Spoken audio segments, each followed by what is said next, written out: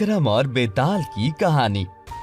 एक कहानी सुनाने के बाद बेताल फिर से उड़कर पेड़ पर पहुंच जाता है, क्योंकि बेताल ने विक्रम के सामने शर्त रखी थी कि अगर वो बोला तो वो फिर से जाकर पेड़ पर लटक जाएगा। इसके बाद कड़ी मेहनत करके राजा विक्रमादित्य एक बार फिर बेताल को पकड़ लेते हैं।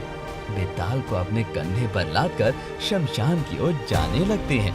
इस तरह एक बार फिर बेताल राजा विक्रम को बोलने पर मजबूर करने के लिए एक नई कहानी की शुरुआत करता है। बेताल नई कहानी शुरू करता है और कहता है, एक जमाने में कुसुमपुर नाम के एक नगर में एक ब्राह्मण परिवार रहा करता था।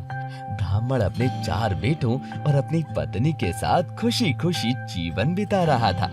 लेकिन एक दिन ब्राह्मण अचानक बीमार पड़ जाता है और उसकी स्थिति खराब होती चली जाती है। तबीयत ज्यादा बिगड़ने पर एक दिन ब्राह्मण की मृत्यु हो जाती है। इस तरह ब्राह्मण की मौत के दुख में उसकी पत्नी भी सती हो गई। इस तरह माता पिता की मृत्यु के बाद ब्राह्मण के 4 बेटे अकेले पड़ जाते हैं और रिश्तेदार भी उनका घर छीन लेते हैं। इसके बाद पूरी तरह से कंगाल होने पर 4 भाई अपने नाना के यहाँ रहने चले जाते हैं। नाना के घर पर 4 भाइयों के साथ कुछ दिन तक तो सब ठीक ठाक चलता है, पर कुछ ही दिन बाद उनके साथ बुरा व्यवहार भी होने लगता है। ये सब देख 4 भाइयों को काफी बुरा लगता है और वो कुछ करने की सोचते हैं। इसके बाद 4 भाई विद्या ग्रहण करने का निश्चय करते हैं और 4 भाई 4 दिशाओं में अलग अलग चले जाते हैं। इसके बाद कई साल बीत जाते हैं और 4 भाइयों ने इन वर्षों में घोर तपस्या कर कुछ विद्याएं हासिल की। इसके बाद जब 4 भाई काफी समय बाद मिलते हैं तो वो एक दूसरे से खुद के द्वारा हासिल की गई विद्याओं के बारे में बातचीत करते हैं। इस दौरान एक भाई कहता है, मैं मरे हुए जीव की हड्डियों पर मांस चढ़ा सकता हूँ। इसके बाद दूसरा भाई कहता है, मैं मांस पर खाल और बाल बना सकता हूँ। तीसरा भाई बोला, मैं मरे हुए जीव के सभी अंगों का निर्माण कर सकता हूँ।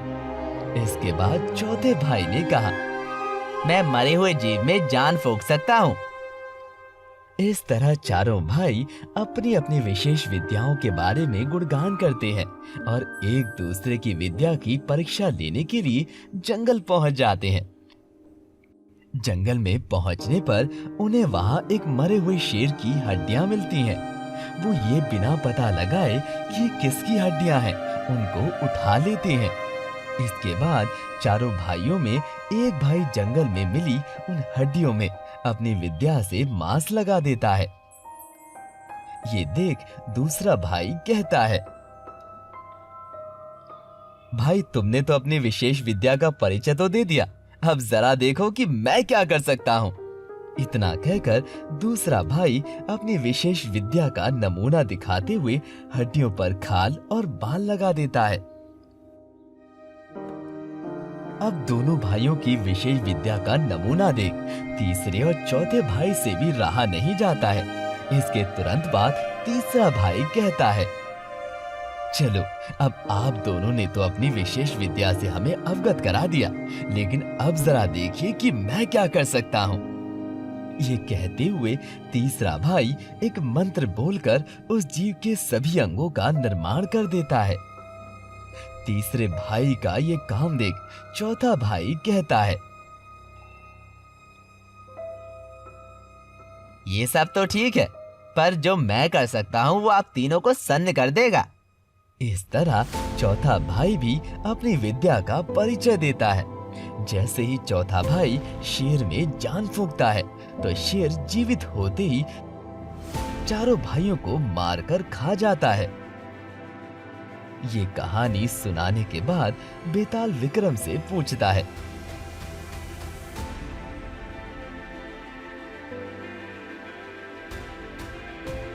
बता विक्रम, इन 4 पढ़े लिखे मूर्ख में सबसे बड़ा मूर्ख कौन था? इस तरह फिर विक्रम बेताल के सवाल का जवाब देते हुए बोलता है, इन 4 मूर्ख में सबसे बड़ा मूर्ख चौथा भाई था, जिसने शेर में जान फूंक दी। 3 अन्य भाइयों ने अपनी विद्या का परिचय देते हुए बिना जाने ही कि किस जानवर की हड्डियां हैं, उसके शरीर का निर्माण कर दिया। लेकिन सबसे ज्यादा मूर्खता चौथे भाई ने दिखाई, क्योंकि ये जानकर भी कि ये शेर का ही शरीर है, इसके बावजूद उसने शेर के शरीर में जान डाल दी। यही उसकी सबसे बड़ी मूर्खता का प्रमाण है। इस तरह विक्रम का जवाब सुनकर बेताल कहता है, विक्रम, तूने बिल्कुल सही जवाब दिया, लेकिन मैंने कहा था कि अगर तू बोला तो मैं वापस पेड़ पर चला जाऊंगा। इस तरह बेताल फिर एक बार उड़कर पेड़ पर जाकर बैठ जाता है। और इसी के साथ 4 मूर्ख विक्रम बेताल इनकी कहानी समाप्त होती है। दोस्तों, विक्रम और बेताल की इस कहानी से हमें ये शिक्षा मिलती है कि बुद्धि बिना बल का प्रयोग मूर्खता की पहचान है। बिना बुद्धि के बल का प्रयोग करने से हमेशा हमारा ही नुकसान होता है। इसलिए हमेशा ये याद रखें कि बल से बड़ी बुद्धि होती है।